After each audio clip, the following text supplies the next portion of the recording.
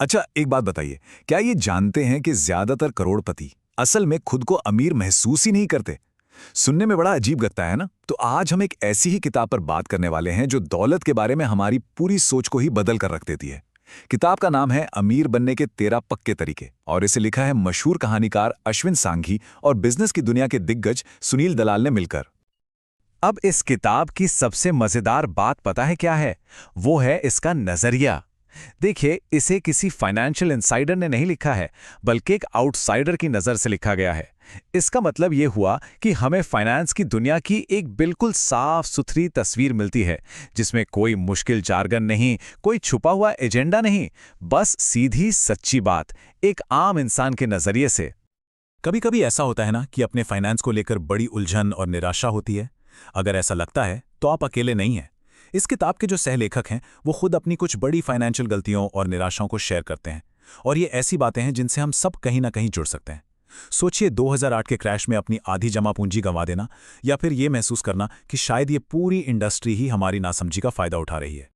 तो ये किताब ना अमीर बनने का एक बिल्कुल साफ सुथरा रोड मैप देती है। चलिए इस सफर पर एक साथ निकलते हैं। ये रहे वो पड़ाव जिनसे हम आज गुजरने वाले हैं। अच्छा, तो इससे पहले कि हम अलग अलग तरीकों और स्ट्रैटेजीज की दुनिया में जाएं, एक बहुत ही बुनियादी लेकिन सबसे जरूरी सवाल का जवाब ढूंढते हैं।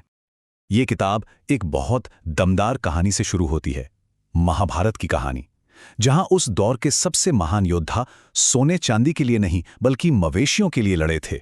क्यों? क्योंकि उस समय धन का असली प्रतीक वही थे। ये कहानी हमें सोचने पर मजबूर करती है कि धन का मतलब असल में समय और संस्कृति के साथ कैसे बदलता रहता है। तो फिर सवाल उठता है कि हमें पैसे की जरूरत आखिर है क्यों? किताब इसे 4 हिस्सों में बांटती है। देखिए, सबसे पहले तो आती है हमारी बुनियादी जरूरतें, रोटी, कपड़ा, मकान। फिर आती हैं थोड़ी बड़ी जरूरतें, जैसे बच्चों की अच्छी शिक्षा, एक दूसरा घर या छुट्टियां। इसके बाद आता है लेवल फाइनेंशियल फ्रीडम का, मतलब अपने सपनों को पूरा करने की आज़ादी।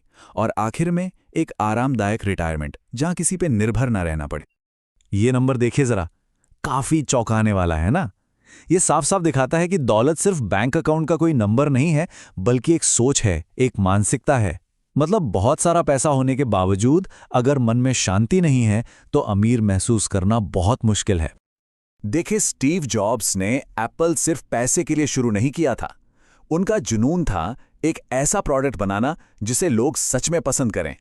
पैसा, वो तो उस जुनून का बाय प्रोडक्ट था।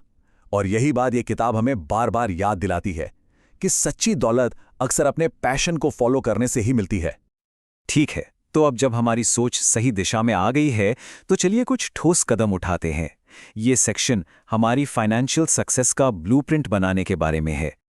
देखिए, बिना लक्ष्य के तो हम बस भटकते ही रहेंगे, है ना? ये जो सिंपल सा फॉर्मूला है ना, ये हमें एक बिल्कुल साफ, एक मेजरेबल टारगेट देता है। ये एक लाइट हाउस की तरह काम करता है, जो हमें सही रास्ते पर रखता है और बताता है कि हमें कहाँ पहुंचना है।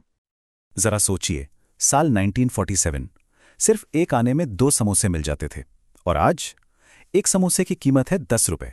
ये है महंगाई की ताकत, एक ऐसा अदृश्य चोर जो चुपचाप हमारे पैसे की कीमत को खाता रहता है।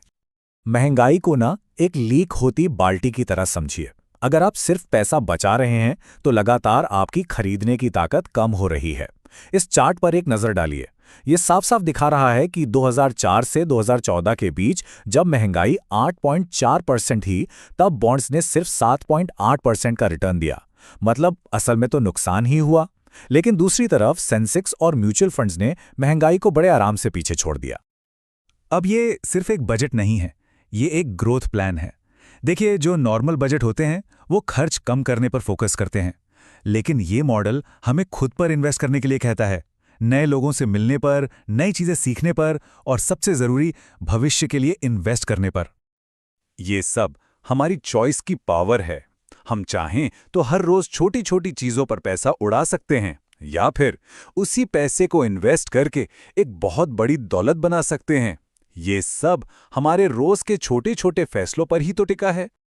तो ठीक है, हमारे पास प्लान तो है, लेकिन अब हमें एक इंजन चाहिए जो इस प्लान को आगे बढ़ा सके। तो ये सेक्शन हमारी वेल्थ क्रिएशन मशीन को पावर देने के बारे में है।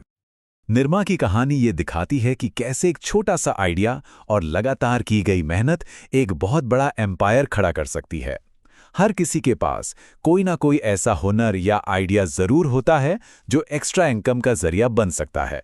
सोचने वाली बात है, हमारा वो साइड हसल क्या हो सकता है? जरा सोचिए, अगर आप सिर्फ 1 रुपया इन्वेस्ट करें जो हर दिन डबल हो जाए, तो 30 दिन बाद आपके पास 50 करोड़ रुपए से भी ज्यादा होंगे। यही है कंपाउंडिंग की जादुई ताकत, जहां आपका पैसा आपके लिए और पैसा कमाता है। सोचिए, आप एक राजा हैं और एक कवि आपसे एक बहुत मामूली सा इनाम मांगता है। क्या आप मान जाएंगे? यही गलती उस राजा ने की थी। ये कहानी हमें सिखाती है कि एक्सपोनेंशियल ग्रोथ की ताकत को कभी भी कम नहीं समझना चाहिए। राजा को भी बहुत जल्द ये एहसास हो गया था कि उसके पूरे राज्य का चावल भी उस इनाम को भरने के लिए कम पड़ जाएगा। ओके, तो हमारा इंजन अब स्टार्ट हो चुका है। अब बारी है स्टीयरिंग व्हील की। ये सेक्शन हमारी फाइनेंशियल जर्नी को सही दिशा देने और उसे कंट्रोल करने के बारे में है। एसेट एलोकेशन को ना एक बैलेंस्ड डाइट की तरह समझिए, जैसे हम सिर्फ एक ही तरह का खाना खाकर हेल्दी नहीं रह सकते, ठीक वैसे ही हमें अपने सारे अंडे एक ही टोकरी में नहीं रखने चाहिए। अपने इन्वेस्टमेंट को अलग अलग जगहों पर बांटना सही स्टॉक चुनने से कहीं ज्यादा जरूरी है। ये एक बहुत सिंपल लेकिन बड़ा असरदार नियम है। इसके पीछे का लॉजिक भी बड़ा सीधा है। जैसे जैसे हमारी उम्र बढ़ती है, हमारे पास किसी बड़े नुकसान से उभरने का टाइम कम होता जाता है। इसीलिए ये नियम कहता है कि हमें धीरे धीरे अपने पोर्टफोलियो में रिस्क को कम करते जाना चाहिए। देखिए, जो लोग मार्केट के उतार चढ़ाव में घबराकर अपना पैसा निकाल लेते हैं, वो अक्सर नुकसान में रहते हैं। लेकिन जो लोग शांत रहते हैं और लंबे समय तक टिके रहते हैं, आखिर में सबसे बड़ा इनाम उन्हीं को मिलता है। राकेश झुनझुनवाला जैसे बड़े निवेशक इसका सबसे बेहतरीन उदाहरण है। तो अब जब हमारे पास एक स्ट्रैटेजी है, तो चलिए उन टूल्स पर नजर डालते हैं जिनसे हम इसे असल में इस्तेमाल कर सकते हैं। चलिए इस टेबल पर एक नजर डालते हैं। ये एक बहुत पुरानी बहस को सुलझाती है, घर खरीदें या किराए पर रहें। एक तरफ है सुलेखा, जो किराए पर रहती हैं और अपने पैसे इन्वेस्ट करती हैं। दूसरी तरफ है सौरभ, जो घर खरीदते हैं। अब यहां देखिए, अगर सुलेखा अपने इन्वेस्टमेंट पर 12% का रिटर्न ले आती हैं, तो 20 साल बाद उनकी कुल बचत सौरभ के घर की कीमत से कहीं ज्यादा होगी। तो ये क्या दिखाता है कि घर खरीदना ही हमेशा सही फैसला नहीं होता। अब इसका मतलब ये बिल्कुल नहीं है कि रियल एस्टेट में कभी इन्वेस्ट ही नहीं करना चाहिए, लेकिन ये समझना जरूरी है कि यह हमेशा एक सेफ ऑप्शन नहीं होता। आंखें खुली रखनी पड़ती हैं, और ये आंकड़े इस बात को साफ साफ दिखा रहे हैं। म्यूचुअल फंड्स के कई शानदार फायदे हैं। एक तो आपको प्रोफेशनल मैनेजमेंट मिलता है, मतलब एक्सपर्ट्स आपके लिए स्टॉक चुन रहे हैं। दूसरा, डाइवर्सिफिकेशन मिलता है, जिससे आपका रिस्क कम हो जाता है। और सबसे बढ़िया बात, आप एसआईपी के जरिए छोटी छोटी रकम से भी रेगुलरली इन्वेस्ट कर सकते हैं। इंश्योरेंस को ना एक छाते की तरह समझिए। हम छाता धूप के लिए नहीं खरीदते, है ना? हम उसे बारिश के लिए खरीदते हैं। ये हमें अचानक आने वाली मुसीबतों से बचाता है, लेकिन ये हमें अमीर नहीं बनाता। तो इसे एक सुरक्षा कवच ही समझना चाहिए, दौलत बनाने का तरीका नहीं। ठीक है, तो हमने अभी तक हार्डवेयर की बात कर ली। अब बारी है सॉफ्टवेयर की। मतलब ये आखिरी सेक्शन हमारे दिमाग को, हमारी मानसिकता को दौलत के लिए तैयार करने के बारे में है। तो ये कहानी हमें क्या सिखाती है? यही कि बाजार में भीड़ का आंख बंद करके पीछा करना कितना खतरनाक हो सकता है। ये हमें वॉरेन बफेट का वो मशहूर सबक याद दिलाती है, जब दूसरे लालची हो रहे हों तो डरो, और जब दूसरे डर रहे हों तो लालची बनो।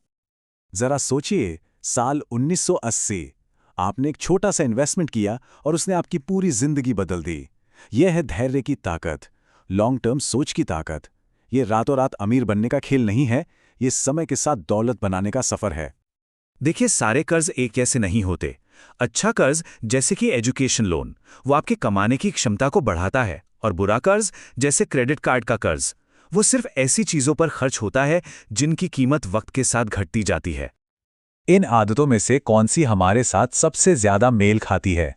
क्यों ना इस हफ्ते खुद को चैलेंज करें और इनमें से किसी एक आदत पर काम करें। क्योंकि दौलत बनाना सिर्फ पैसों का खेल नहीं है, ये सही आदतें बनाने का भी खेल है। तो आखिर में मैं बस इसी एक सवाल पर बात खत्म करना चाहूंगा, हमें असल में क्या चीज प्रेरित करती है? क्योंकि एक बार जब हमारा क्यों साफ हो जाता है, तो कैसे का रास्ता अपने आप आसान हो जाता है। सुनने के लिए बहुत बहुत धन्यवाद।